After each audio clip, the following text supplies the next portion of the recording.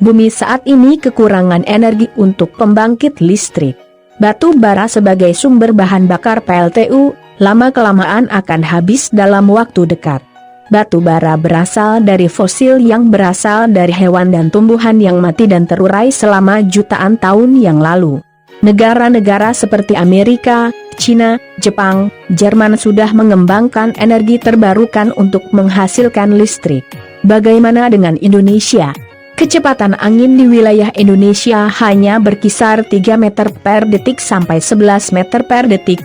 Cukup sulit menghasilkan listrik untuk skala besar, hal itu juga yang membuat pemanfaatan energi angin masih sangat rendah. Tetapi potensi angin di Indonesia tersedia hampir sepanjang tahun, sehingga ada kemungkinan pengembangan teknologi untuk memanfaatkan energi tersebut dengan beberapa keterbatasan tadi. Maka dari itu sangat perlu diperhatikan masalah distribusi kecepatan angin di Indonesia untuk menentukan desain sebuah bilah turbin angin yang tepat untuk merubah energi angin ke energi mekanik yang nantinya akan dikonversi menjadi listrik oleh generator.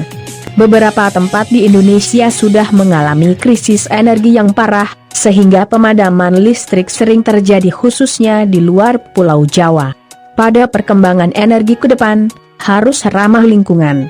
Melihat sumber daya alam terbarukan yang ada di Indonesia yang belum dimanfaatkan secara optimal seperti energi angin, energi air, energi surya dan lainnya. Indonesia memiliki kapasitas angin yang cukup, karena kecepatan angin di Indonesia rata-rata berkisar antara 3 sampai 6 meter per detik. Kecepatan yang lebih tinggi dapat diperoleh di daerah Nusa Tenggara yang berkisar antara 3,5 sampai 6,5 meter per detik.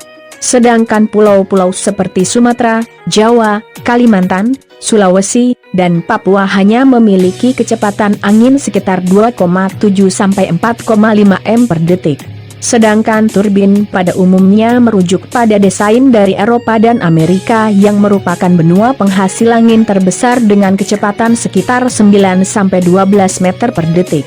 Turbin angin sekarang telah dikembangkan di beberapa wilayah di Indonesia seperti di Jawa Barat, Sulawesi dan NTT, namun masih terbilang belum bisa menyaingi bahan bakar fosil. Hal yang pasti adalah kurangnya peran pemerintah di setiap pengembangan bidang teknologi. Menurut saya, hal yang sekarang menjadi fokus utama pemerintah adalah politik bukan pengembangan SDM Indonesia.